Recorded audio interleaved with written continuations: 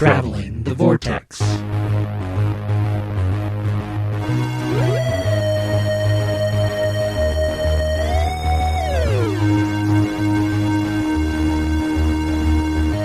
Join the Doctor as he travels the Vortex and praise Protocol. We've arrived at episode number 388. I'm Keith. I'm Sean. I'm Glenn. Protocol be praised. Protocol be praised. How are you guys? Good. Very good. You guys have a good week? I've had a week. I've had a headache since Friday that I can't shake, but Oh, that's not good. no. So I'm going to the doctor tomorrow. That's probably a good idea. Get my brain looked at. Do you want me to stomp on your foot? Oh, you think that'll make me forget about my headache? Yep. Okay. No. Because then I'll go to the doctor and I'll say, I've got this headache. And he'll say, oh, we'll see if we can look at this. I say, oh, and can you also look at my foot? Yeah. Thought I'd offer. It's very kind of you. I know. What'd you guys do this weekend? Or week, I suppose. Well, we celebrated Jim's actual birthday on Monday by going to Kansas City to the aquarium, the Sea Life Aquarium. You took her across state lines? We did. She belongs to them, so it's legal.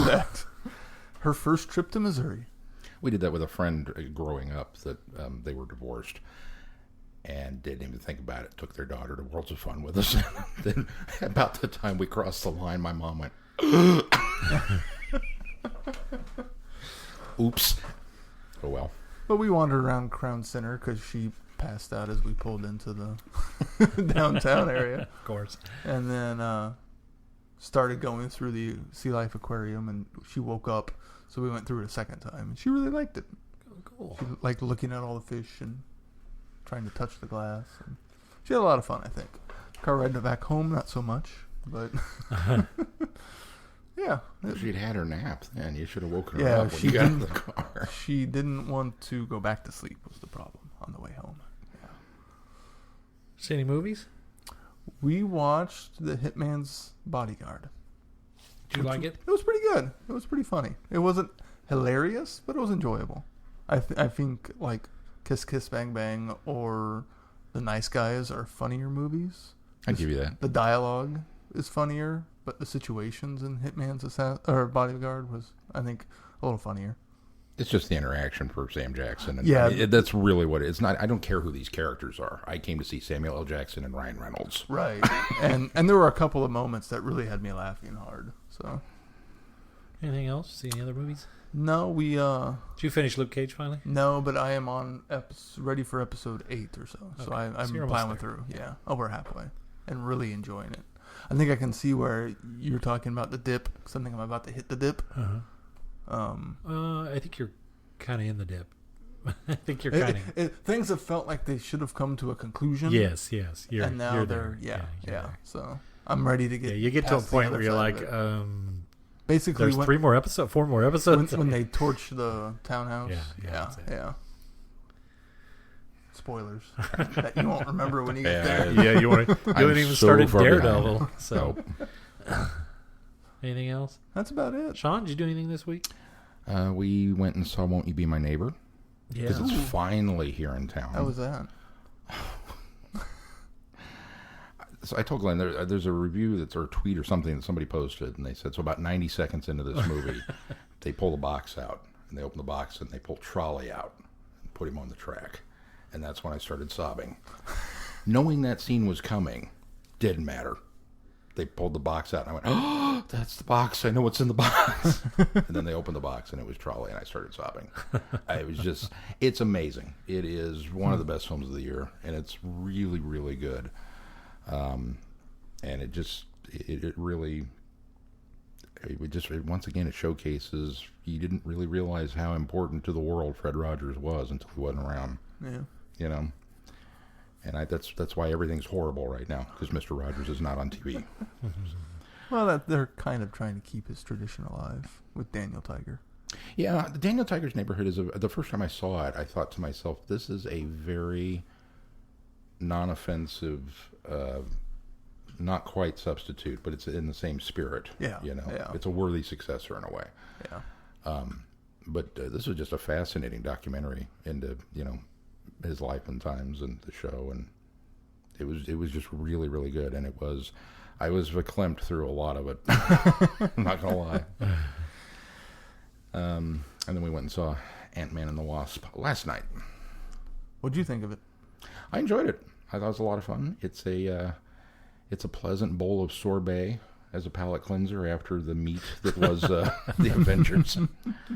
It's just kind of a fun little movie. It does its own thing, and Nice. two scenes post credits. So. Yeah, make sure you stick around. I saw it too this weekend, and just I had a blast. That was a lot of fun. It's probably as funny as the first film. I kind of felt like Luis needed a little more of a role, but just as much fun. I was a little worried that they were going to overuse him this time because he was so And they popular don't. on the last And time. So I'm glad to hear Yeah, that. They railed back a bit. I don't know if it's that so much as maybe it is that I feel like the visual panache of his scenes in the first one weren't quite there in For this this one, yeah. And I don't Like know the why. relaying but- of the messages. Yeah. But I also think Because that's the too- only visual thing I can think of his scenes. Yeah, I think too though they've kind of evolved the character a bit too, so maybe that's why they That didn't could go be. with that. So And it could be too. I don't know how much of that is maybe a leftover from Edgar Wright, because That could I be still too, think yeah. Ant-Man feels like an Edgar Wright film, Yeah. and this one's all Peyton Reed, and so it's Peyton Reed, isn't it? Yep, Isn't that his yep, name? Yep. And so maybe that has something to do with it, that he didn't want to repeat the shtick, as it were, but he felt like he had to do something. I don't know. I'm not. It was enjoyable. Wow, it is Truth Serum. Sorry. Yeah, and then we spent yesterday with my dad celebrating his 71st birthday. It's actually today is his birthday, but they went out of town because they went to a memorial for my mom's sister-in-law's dad. And then today we went out to lunch, and then we went out to Echo Cliff Park, which I hadn't been out there in about 24 years, before Holly and I were even married. It's this really pretty little park out by Dover, and it's got this gorgeous scenery, and there's this big giant cliff edge that is, sandstone, obviously, because we're pretty much home to sandstone, native stone. It's gorgeous if you've never been out there. I've never been out there. I recommend going out there. It's relatively easy to find. Is there an echo off of this? There is an clip? echo if you stand on one side. There's a creek that runs through. That was what he's most disappointed with, is the creek has hardly any water in it right now, which is a lot better. Last time I was out there was a big old rope swing on a tree, and you could run out there and jump on that rope swing and drop down into the creek. And the creek, number one, you wouldn't want to do that because there's no water in the creek. But number two, I can see why there's no rope up there anymore, because the tree that it was hanging from is completely dead, and I'm sure that branch broke off. That's pretty much it. I've been watching some blogs and stuff, but that's about it on YouTube. Nice.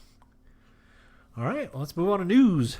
News. Wait, I should mention, since we mentioned last week too, for my birthday this week, Sean got me, well, my birthday was actually 2 weeks ago, but for my birthday today, Sean got me a book called The Art of Atari, which is a very, very cool book that encompasses all of the box art from all of the cartridges and games they had, and has a little bit of history of Atari 2600.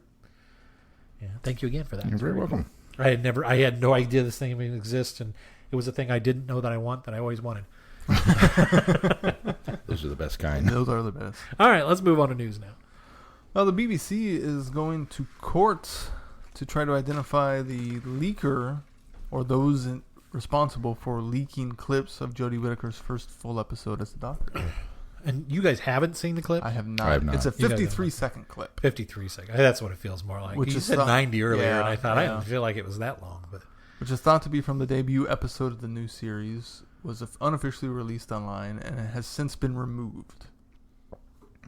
Okay, so BBC is going to court to try and identify. So they requested that a clerk at a California federal court issue a subpoena to a mobile community platform in the U.S. in order to get the information allowing them to identify the source of the leak. Okay. So the communication company's not in trouble, but they want a subpoena so that they can get the information of the IP address, presumably, Sure. of the first person that leaked this footage. Just going to court is the part that threw me because it's like, well, if you don't know who did it, who are you prosecuting? Well, they haven't prosecuted anybody yet. They're just trying to get that subpoena to get the information. We're investigating. Oh, okay. Right. That was the word I needed. The first step would be to go to a judge and get a subpoena so that you can get the information that you need in order to further. Yeah, if you're the one out there that first put that up, leaked footage up, watch out. The BBC's coming. That's right.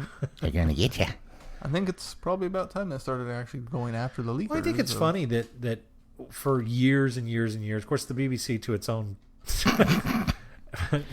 failure has made a lot of goofs and but to be fair, the last major one that leaked when they were getting it translated for Spanish speaking markets, that really wasn't their fault, but it ended up happening. So and even in 2013 when they released the Blu-ray disc of the season that was climax that was their fault. That's what I'm saying. That was their fault. But to be fair, the one with the I just want to say they've made a lot of mistakes. But to be fair, that one was not their fault. The one with the Spanish translation. Just imagine there's some guy named Dave down in the marketing department that went, "Oh, I accidentally posted that online. I didn't think about it." And then this story comes out. Well, good. I'm safe there. They're on a wild goose chase looking in California. So anyway, that being said, I guess I'm a little encouraged to see that the BBC is taking some action. I kind of feel bad that some poor schlup's going to end up taking the fall for this. But on the flip side, if it was a genuine leak and it doesn't need to be out there, then they finally are doing something about it. Yeah. I can't say that I do feel sorry for some poor schlup because it's like, you guys. Oh no, it's wrong. It falls into that whole. The entitlement, the self-obsessed, absorbed culture with pop anything anymore. It's just like, let it go, guys. The movie's coming out. I guess my point is, we're going to get 10,000 BuzzFeed articles about when it's going to come out and what it might entail. It's like, who cares? Just let it come out and be a thing. It'll be a good slap on the wrist, and I think that's why I'm encouraged that the BBC is going after it. I feel bad. I should explain. I feel bad for some poor schlub because it's probably some young teenage kid that doesn't know what kind of penalty's coming because they've been soft for so many years on this kind of thing. Yeah. And it's been a slap on the wrist but if they're really going that far with it, it sounds like maybe they intend to dole out some harsh penalty as well. So that's why I feel bad. Or at the very least, give a stern talking to once they track them down. right. They are British. If anything... Now look here, Reggie, that just wasn't very kosher. If anything, though, I think it also sends a signal out there that they're serious about this kind of thing, and I think that's the most important thing. That's the most important part. Yeah, absolutely. The notification that, we're not going to take it anymore. Right. In other news, Big Finish announced the 11th Doctor Chronicles, which is 4 narrated stories set in the 11th Doctor era. One of which will feature Dorium Moldavar. Simon Fisher-Becker is coming. Friend of the show. That's Simon right. Fisher-Becker. And another story will feature a young Kazran Sardek from Christmas Carol. Played by Michael Gambon? No, young. Young. Played by the guy that played him young? Yes. Okay. We have no idea who that actor is, but... But yay, he's back too. Maybe we need to get him on the show so he can be a friend of the show and remember who he is. He's probably the one that leaked the footage. Danny Horn is his name. Horn. That sounds like a perfect excuse to have Simon back on. Yeah, that's true. That's true. We should, because we haven't talked to him in a while. See what he thinks of Jacob Dudman doing the narration and the Doctor. Yeah. I hear he's a good impersonation. Is that right? Yeah. That'll be interesting. So that's coming out in August.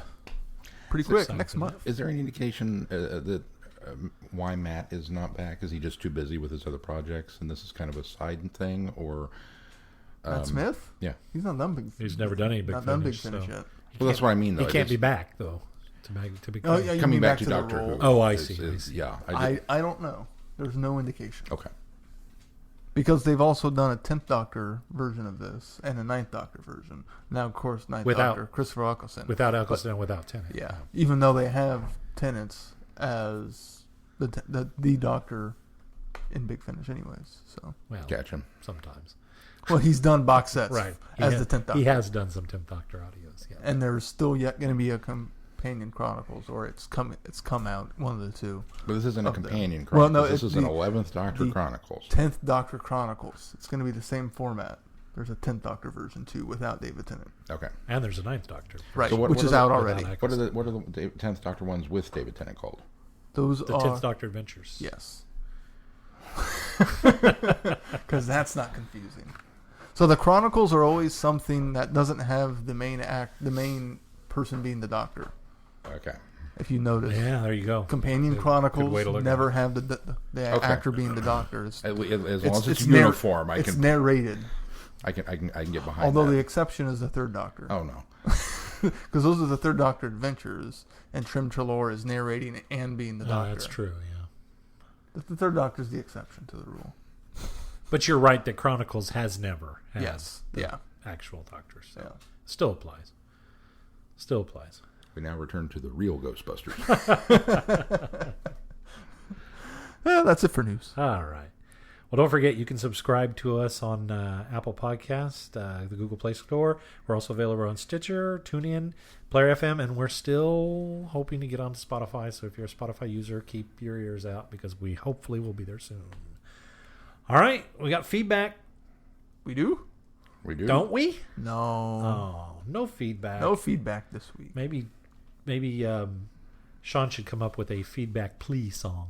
Please send us feedback. Ooh, that's a good idea. Yeah. Maybe if you did a song, people would send Asking in for feedback. feedback. Yeah. Please send feedback. We want some feedback. Please send some feedback, and we'll read it out again. So maybe if Sean put some thought into a song and put it... No, actually, You got him to sing. I'm kind of impressed with that. That's not Off the bad. cuff. I didn't think that was too bad. I liked it. All right, well, if they want to ask As Sean much to thought sing... went into that as the If they Beatles want to did. ask Sean to sing some more, or if they want to just send us some general feedback, what do they do? I think we should be saying, if you don't want me to sing anymore, you better send some feedback. All right, if you don't want him to sing... Whichever who do you way, send it to? weigh in on what you think of Sean's singing by going His to our website. Did you say feet? Oh, feet. You were going to say feedback. Feedback. I got you. Yeah, feedback. I thought you said, what you think of Sean's His- feet? Sean's What do you think singing of Sean's feet? by going and submitting feedback on our website, travelingthevortex.com. Just fill out the Send Us Feedback tab or send it directly to feedback@travelingthevortex.com. Every time, all I hear now is feedback. I blame him. I'm watching you say it, and you're Feedback enunciating. with a D. Sean wants his feet back. You are enunciating, but all I hear is feedback. I've been looking at the statistics for the podcast, and I know that we have some new listeners because I've seen some evidence of it. So if you're new to the podcast, you've just started listening, thank you, and Yeah. we hope you stick around and enjoy it. And if you haven't already, like us on any form of social media. Absolutely. We're out there everywhere. For those of you that do subscribe to the podcast and you want to help us out financially, you can do so by going to our website, travelingthevortex.com, and you can click on that Patreon button and give us a little cash because every little bit helps. Every little bit of it goes right back into this podcast, helps keep us on the interwebs. So we appreciate those that are already supporters. And we're going to have some more content coming soon. We know that's been kind of on the back burner and negated, but we have more Patreon exclusive content that we're working on, and we'll get that up there soon as well. It hasn't intentionally been on the back burner. It's just kind of happened. Right. No, we haven't. That's our fault. We're horrible. Yeah, we just haven't gotten around to it because we get busy, but we are actively working on that now. All right. I guess the next thing to do then is move on to our review this week. What are Yes. we reviewing this week? Well, a couple of 8th Doctor audios. First up, The Scapegoat. Willkommen bei... I can't do it. Is it in German? Bienvenue. Welcome to the Theater des Oh, wait, no, it would Baroque. have been French, wouldn't it? It was in France, so. Yeah, but isn't Willkommen Oh, it would be Bienvenue? because it was the Nazis like invading. cabaret. They had, that's right, they had, I don't know. Welcome to the Theater des Baroque. Is that one up next first? Yeah, Scapegoat. Scapegoat was first. Did you listen to him out of I order? totally listened to him in the wrong order. Oh, yeah. Not that it Scapegoat's matters. first. I'd heard him before, but okay. Sorry, go ahead. Well, and one doesn't relate to the other. Not Right. really. Oh, but if you think you've seen and heard it all, all that Paris by night has to offer. The exotic sights of Le Moulin Rouge, perhaps, or the horror tricks of Le Grand... I should have had you read your this. French is not good at all. Why would you ask me to read it? My French is very much not on par with your French. Le Grand Guignol. I was being nice. I know. And we appreciate your estimates. But they're way underwent and undersold. I'm going to plow through. All Okay, right, plow through, Keith. You got If it. you think nothing could cause your mouth to We're losing dry French listeners as we speak. and your heart to pound, you're wrong. Ladies and gentlemen, madames and messieurs, not forgetting our honored guests from the guest... Messieurs? Messieurs? Monsieur. I've never seen that word spelled out. Honored guests from the Gestapo. Tonight, it is my privilege to present to you the star of the theater Baroque. A man who has died on stage near 10,000 times. The most assassinated man in the world. Max Paul. A very un-French name. Thank goodness. And joining him in a playlet we call The Executioner's Son. From Blackpool, England, the enchanting Lucy Miller. Ah, la belle Lucy. Oh my gosh, how long is this? We're almost done. Okay. She's got no idea what she's let herself in for. You should feel faint or nauseous. Never feel. Tonight, we have a doctor in the house. Just pray he lasts till the interval. That all would have been so much better if I could have done it in a French accent. Much worse. Sacre bleu. Just pray he lasts until the interval. Why? Why a French accent? Because it's set in French. Duh. Wow. All right. I just made a corn dog joke. Oh, the review of this is going to be much better than the actual audio itself because I didn't like this one that much. You didn't like this one. No, I didn't like this one. I wasn't too impressed by it either. Well, it started off with anthropomorphized goats, so it already had a strike against it with me. At least they were disguised some of the time. And you couldn't tell. At least you couldn't see that they Some were of the goats time. constantly. I mean, it's just... I think it was the whole... We have this, like... we have this race of goat people from another planet that evolved into having some sort of bloodlust, and the idea was to have a scapegoat in order Literally. in order to satisfy that bloodlust, so that it was a weak premise, and it just seems silly. It came off dumb. I kind of liked it that they were trying to go to this whole, theater of the macabre idea, because that was kind of a thing, and I think even to a point it's kind of resurfaced in Europe, and especially in France. But it's things like that always trouble me anyway. I think that's kind of weird that people are fascinated with that as an art form. Like that one guy's wife. Yeah. But especially when you're in occupied France and there's real life atrocities going on around you, to be fascinated with something like that. But other than that, I mean, that's a personal opinion. But that was another strike, is it just kind of set me off because I was like, that's just morbid, and I think that's weird. But it just felt like a really weak plot. Let's rope some bystander in to perform in our show because she's a good screamer. Now, it's kind of revealed that there's more to it, that they've roped the doctor into this because he has a TARDIS and they needed something for their machine to suck power from in order to continue to work. But it was weird. It was just bizarre that they this weird premise of having one guy that constantly dies in order to satisfy some bloodlust, and then to go into the whole Bane thing, and the mother who just tunes things out and just hears what she wants. It was random. It was sloppy. It was chaotic, in my opinion. You're not wrong. I would agree. Very thoroughly. Well, good. I thought I was alone here for a minute. Sean kept looking at me like, you didn't like this? The first time I listened to this, I saw The Scapegoat as the title. And this is very much a case of judging a book by its cover. My first thought was, this is going to be something weird. And then it had actual goats. And I was like, Then as I went through it, I was like, well, at least you're doing something with it. Yeah. I mean, I guess points for effort. Because it's not it's not what I thought. And to your point, we've got this theater of the macabre. We've got horrible. I mean, we've got a beheading on stage, a legit one, and the audience is enthralled. This one woman is into it. And then later in the second act, the Nazis show up, and she's like, "Oh my God!" And it's like, where are your values? That is, I mean, I guess it does show how bad the Nazis are. Yeah, that's true. This is not so bad. This is horrible. Yeah. Okay. But yeah, just like I said, the premise of having a scapegoat that you're just going to be the recipient of all of the bad. That doesn't work for me. I can't really fathom how you're supposed to make that happen. The idea that the scapegoat is an unlucky person and nothing ever goes right for them, it's like, okay, I can.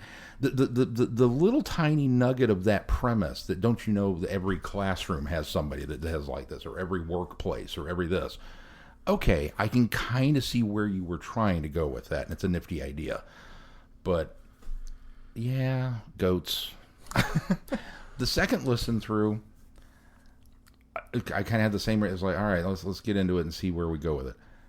And I liked it better the second time through. It's still one that, I mean, it's no Orbis, but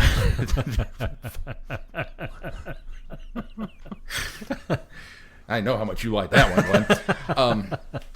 It just More anthropomorphic. more, yeah. It kind of You're doing falls. audio. You don't have to. You don't yeah. have to anthropomorphize an animal species for your alien species. It's Sorry. no. It's, Go on. It makes quicker descriptions, though. He's a walking, talking goat. Go. Yeah. You don't have to go into great detail of what this alien being is that you've never seen before. But you have no budget for special effects true. because you don't need it. The special effects are in my mind. Paint a picture for me. Don't tell me it's a goat. But that was the picture. There's your picture. Sorry, go ahead. He had horns, and I imagine a little, Oh yeah, I saw the whole Billy whole Gruff, lines. Billy Goat Gruff the whole way. Yep. Yeah, if you're going to do anthropomorphized goats, why not do Billy Goat's Gruff? Why not do something that's steeped in the lore of Billy Goats? I think that's what I expected from the Trolls and title. stuff. Yeah, why not? Yeah, Yeah. the devil is, it's the story that, and no, it turns out it's just an alien stranded on Earth who happens to be a goat race. Okay, right. I don't know, something along those The birth lines. of paganism and the Sure. goat symbols in that. Yeah, absolutely. I can get behind that. But just, no, we came to Earth, we started a theater. What's the other thing is it's so random that, and they God bless them, they tried really hard to address the fact of why they want to make a little money off of it. It was just really weird that it was just Pays the bills. And Doc Barak just,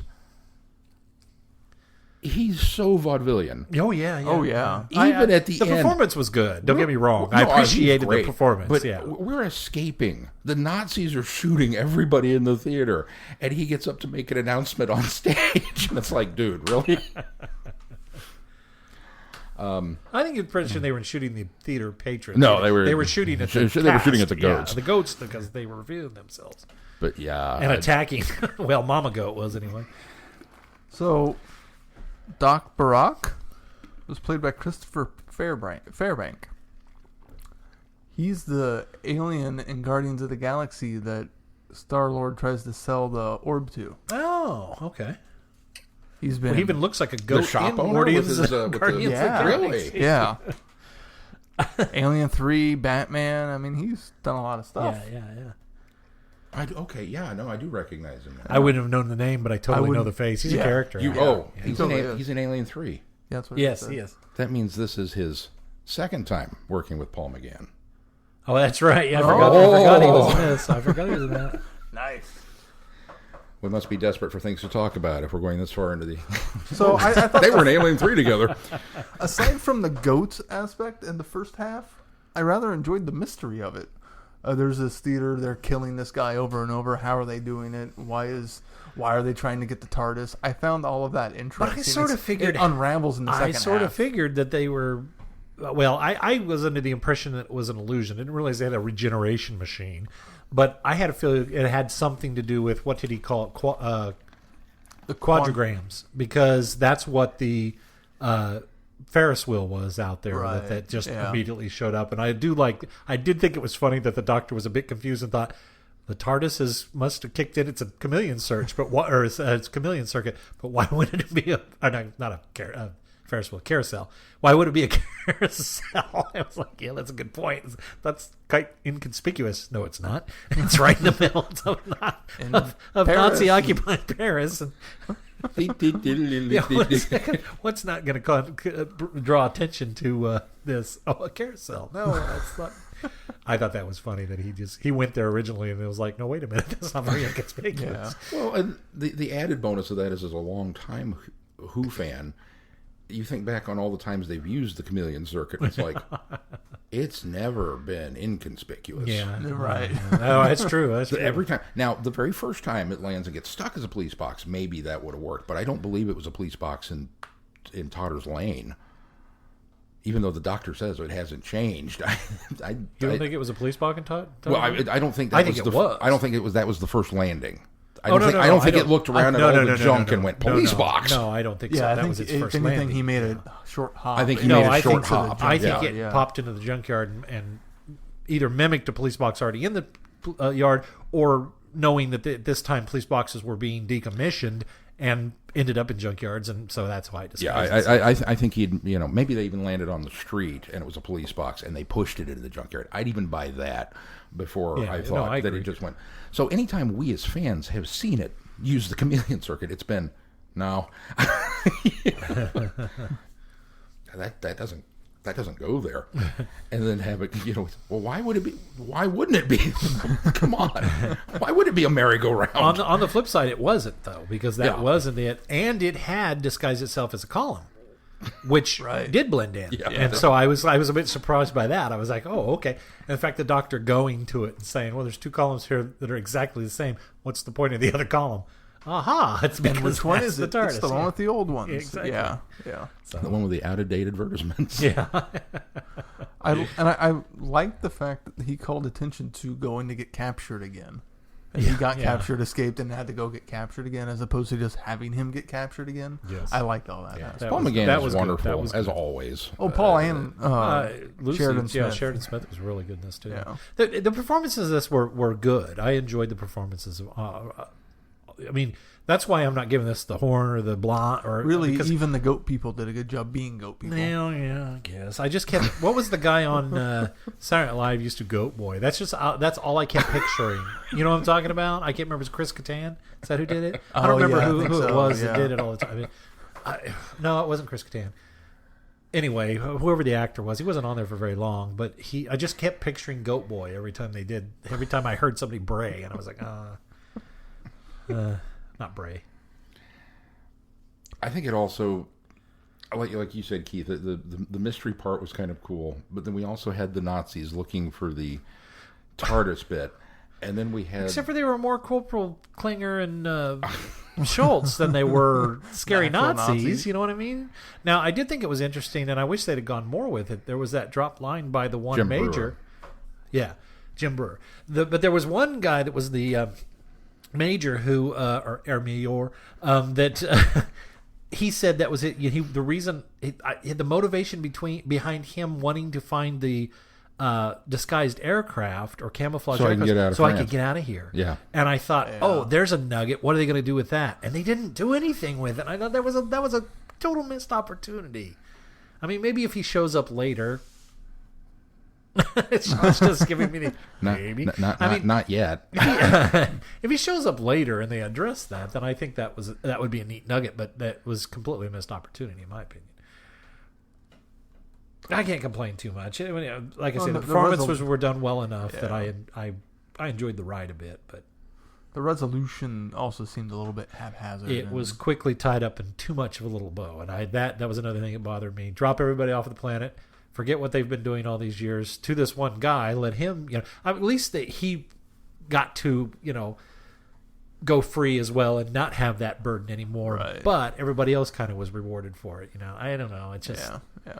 And are you going to revert back to, pacifistic vegetable eating things just because you've been dropped back on your planet that has been reverted back to all of its vegetation and everything. Although they were hunting and killing things before they went to Earth. So yeah, but that's just it because they had evolved to that. Right. They're not going to immediately de-evolve. No, yeah. I don't know. It's an easier than, we're not going to leave you here with... Well, I'm glad they didn't leave them on Earth. Yeah, Yeah, don't get me we're wrong. We're not going to leave you here to continue to kill people on stage that you've lured into your trap with your time travel tractor beam. But we are going to leave the time travel tractor beam in the hands of the Nazis, even though nobody will believe him. Oh, yeah. That was another thing. That's another thing. Know about that was another thing that didn't set well with me, too. I would agree with that. Again... Although that I had that nugget in the back of my head, though, that maybe they were going to bring this guy back later, and darn. I'm not going to say they don't. Not that I'm aware of yet. Oh, okay. And it does kind of fit into that idea of, I believe that there's Hydro's founded because of a nugget of truth that they were investigating, trying to find some sort of paranormal stuff, the Nazis. So that kind of lends into that, feeds that idea of they were trying to find any foothold they could. You're not trying to fit this into the Marvel Universe. You're just trying to use that as an example of just the same as Raiders of the Lost Ark. Yeah, exactly. Okay, yeah. That was just the most recent. Well, that was certainly true. They were certainly. Yeah, Hitler was a nut for the occult. He was an occult nut, but he didn't let anybody know that because the occult was bad. Yeah. So. But I would agree. I said I think it's very much fell down in the execution, but the idea, the original idea. Okay, I could see maybe this would be something cool, and then you wrote it, and it's like, Points for effort. I give you that. I agree with you on that. But I tell you, I did enjoy it more the second time out. It's still weird. I don't think I could listen to it a second time. At least anytime soon. When did we start the podcast? 7 years ago now. Yeah. It's been that long. So. Okay. Maybe in 7 years. Maybe in 7 years I could revisit. Maybe in 7 years you come back to it and you'll be like, it's not so bad. It's still weird. So Mother Baroque was Samantha Bond. Really? Yeah. What a outstanding supporting cast to be in Which, such if a you don't know who story. she is, that's Moneypenny from the Brosnan years of James Bond, and she also was in the first Sarah Jane adventure as I don't remember her character's name. Mrs. Wormwood. Yeah, Mrs. Wormwood. She was in Invasion of the Bane and Enemy of the Bane, so she appeared twice. Oh, that's right. I forgot she returned. So. Huh. Stellar cast. Good casting. Just too bad they didn't have better material to work with. Again, they all did a fine job performing it. Just I don't know. I kind of enjoyed maybe because it's Paul McGann. We've had so many doctor stories set in German occupied wherever, dealing with Nazis. Well, there was just that Sixth Doctor one with Iris that I thought it was kind of going in that more cabaret direction than the Moulin Rouge direction that it kind of wound up going in. And we've had a Seventh Doctor with Colditz. Well, yeah. I mean, we that wasn't France, but he meant Germany. Yeah, wherever we are that we're dealing with Nazis, it's always bad. Well, it's always the doctor's like, oh God, we've got to get out of here, and the doctor never says that. No. And maybe it's because it's Paul McGann, but for him to come in and go, and then pull an Indiana Jones Nazi with it, where they are kind of goofus and gallant versus bit bumbling. And it's Paul McGann, so he gets a little bit more of a slide. Also, he totally gets. His stories get a little bit more of a pass. When it's like, I wouldn't dare pull the same trick on you twice. And he bought it. Okay, sorry. That's all right. No. I'm just chomping at the bit to move on because the next story, on the contrary, loved. Well, let's move on. The Cannibalists.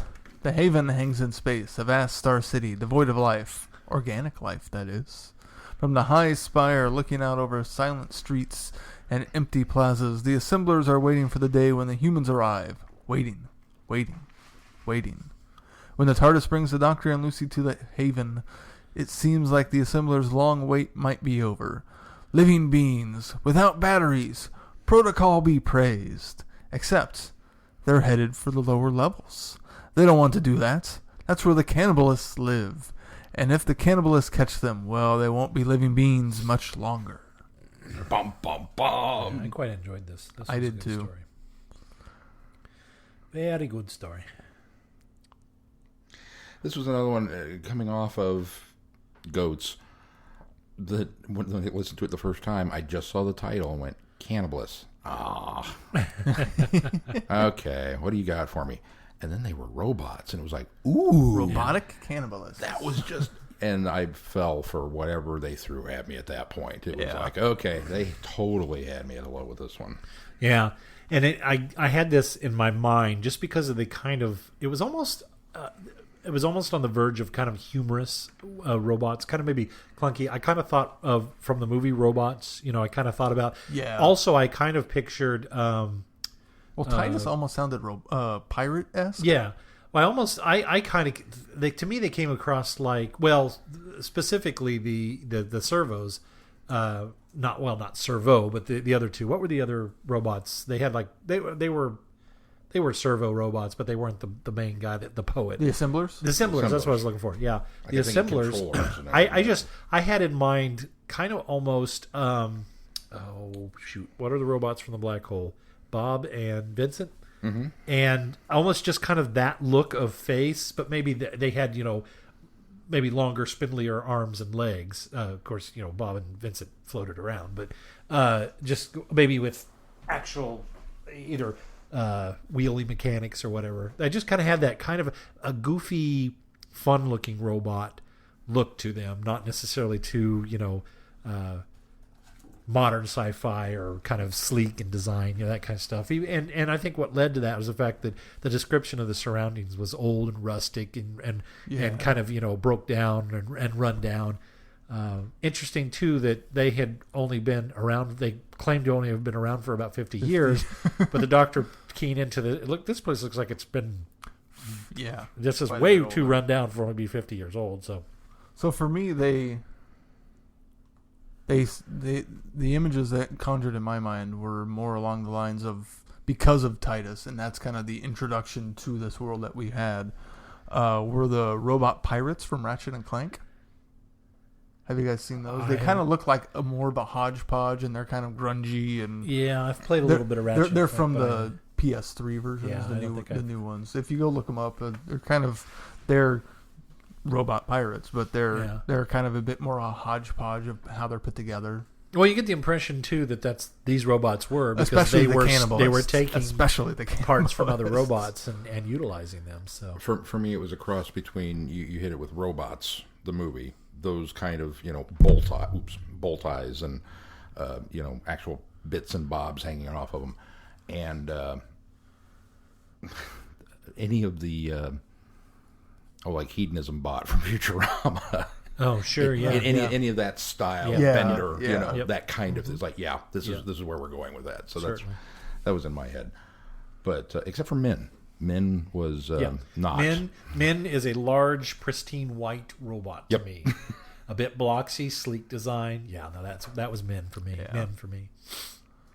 Possibly glowing. Minerva. Yes. Yeah. Oh, yeah. Kind of that blue light down the middle of there, Good. I'm glad we're all on the same page with Minuet's design. Yeah, absolutely. Or Minerva. Minerva.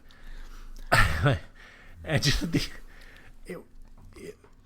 it was maybe a bit crass humor, but the robots recognizing Lucy's protrusions, two protrusions, unusual protrusions.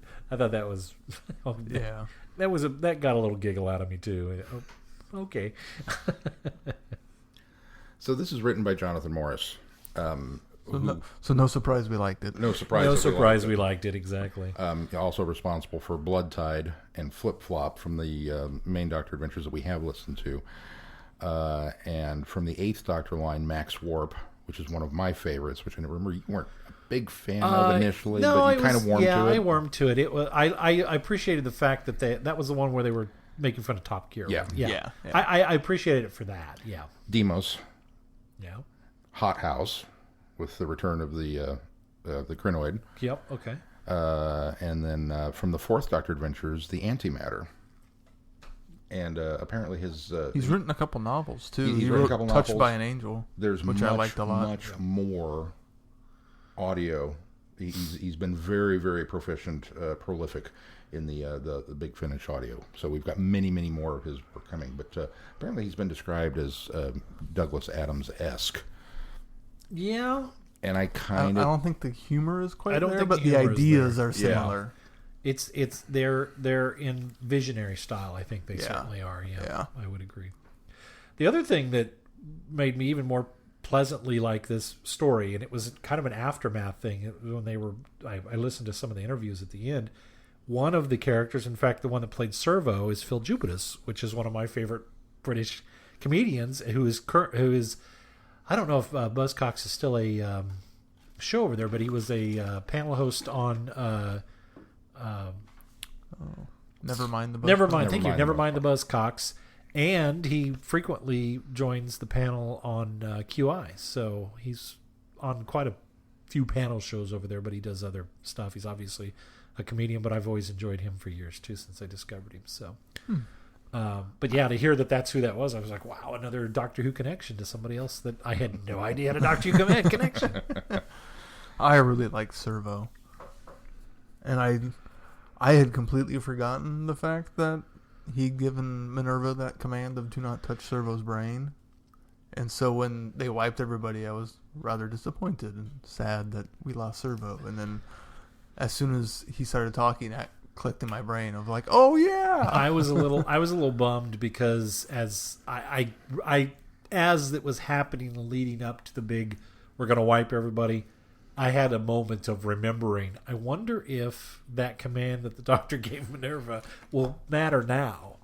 And so when he did wake up, I thought, okay, well, I must have seen that coming. So because I was reminded of it as the action was ramping up, but I hadn't thought about it until they got to the point where because my other thought was they were either the Doctor was going to do something in that moment to make sure he didn't get wiped, or so they were gonna figure out a different way to do it. But as Servo continues to go on with that and isn't backing down, and then Titus comes in and decides to do it as well, it kind of popped in my head that, well, I wonder if that command's going to carry. And what a over. great twist that Yeah, Titus of all people is one. Yeah, there's nobody left to kill. Why not? it was a bit surprising to me too. Yeah. Wait a minute. See you next time around, boys. And you're standing there going, "What?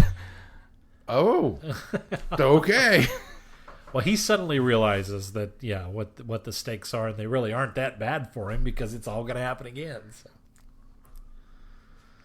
Can you imagine when the humans do finally show up to their Star City and encounter this new race of robots that are all learning poetry and nothing's ready and nothing works? It'll be a little bit like It'll be the what was emoji bots. The emoji bots. Yeah, smile. Yeah, smile. Oh, now I wonder if they maybe stole a little bit of this for Smile, maybe. Well, maybe. Could be. At least some ideas from it. So Titus was played by Phil Davis, who was also in Fires of Pompeii, Right. and he's been in so much British television. Yeah.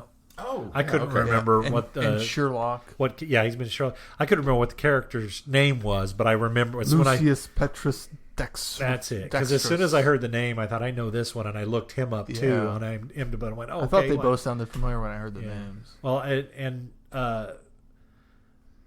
Phil Jupitus, when he was talking, I didn't recognize his voice at all. Oh, I didn't recognize. But when Phil his voice, Jupitus was no. talking, I thought, oh, he sounds familiar, but I thought I was an actor I'd heard in other Big Finish, and it wasn't until I heard Phil Jupitus. So, yeah.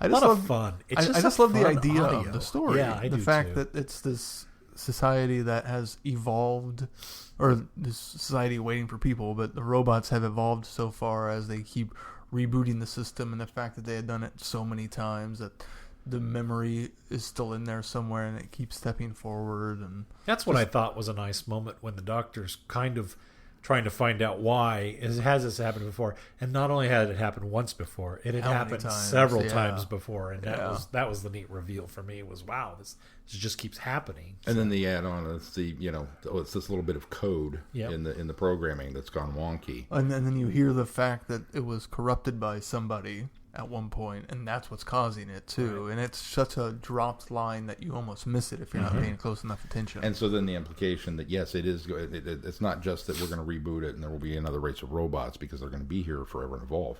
They're going to evolve to this point Yeah. again and again and again and again and again. Right. Which in just the start of the story of there's robots on the lower levels cannibalizing other robots. That's just the start of a fantastic story in general. Yeah. That's just gets you at go. I would agree. Now, were there 3 assembly robots? Because I swore one of them ended up in the furnace. I believe so. Oh, it must have been 3 then? Because I thought there were only 2. One ends up in the furnace, and then when the doctor comes to rescue them and opens the door, he tells Lucy, bring your friends. And so then there's 2 they come with them again, and there's 2 of them again. And I thought, well, one of them ended up in the furnace. What happened there? But there must have been 3. There were 3 originally. Oh, okay. Yeah. So then I thought there were only 2 originally. Weren't and I there? couldn't figure out why There were 3. why 2 of them were still there. So there was 3. Okay. I didn't realize that. I think there are technically only 6 robots in the entire story. No. In the story, you eight assume there robot must be- voices. There are You more. must assume there are other robots there are more, on but the station. there's only the voice of 8 robots in Although the story. maybe not, counting because the Minerva. cannibalists have been going through and Yeah, killing them, but yeah. cannibalizing them. So now I don't even. I want to say so much more about this story, but it's just there's not a lot to it, but it's so much fun and a great premise, and I just enjoyed the ride on it. I mean, fun is probably the key factor because it does have a great premise, and the premise in and of itself is pretty deep when you think about it. Yeah. But we're not going to get into the philosophical debates of robot evolution. We're just going to deal with it's happened, it's going to happen again. Let's wipe everybody. Okay. Yeah. And and the fact that they leave it with Servo going to teach them how to, grow beyond this, and the fact that it's essentially the beginning of a new species, kind of like the Smile robots were the beginning of a new species also. It's kind of the same idea. And again, it comes down to only the 8th Doctor. Oh, yeah. Because it feels like any of the other doctors would have dealt with it in a vastly different way, or maybe tried to understand it more, or, blown it up, or whatever. And the 8th Doctor's the one that's just kind of going to roll with it and go, yeah, teach them poetry. Very much in character for the 8th Doctor too. So Yeah. Just as much fun for me the second time around. So that was a pleasant surprise. All right, well, Sean, what have we got coming up on the schedule? Well, coming up on this schedule is some more Big Finish. We're going to take a look at another main range story, Year of the Pig, which, if I remember correctly, is a 7th Doctor tale. I believe you're right. And then we're going to get into the joys and miseries and sorrows and all the devastation of the Daleks' master plan. And yes, the schedule is in progress of being put together. It just didn't get uploaded yet. It just occurred to me, I forgot to check. Make sure you got that file on the Dalek Master Plan. So yeah, we'll get that over so to you. the plan for the Dalek Master Plan is to let you all in on the Dalek Master Plan. We will plan to do that. We'll take I think it's going to take about A month, pretty much. I think 4 almost a weeks, month I is think what is what we we decided. Yeah, we broke it into four weeks. So yeah, it's coming. In fact, we'll let you know next week for sure. So all right, anything else that we want to cover this time before we move on? Close out the show? If not, that's going to do it for it this time. Until next time, I'm Glenn. I'm Sean. I'm Keith. Cheers. Au revoir. Ooh, excuse me. Be seeing That was you. his best French. That's all I can do.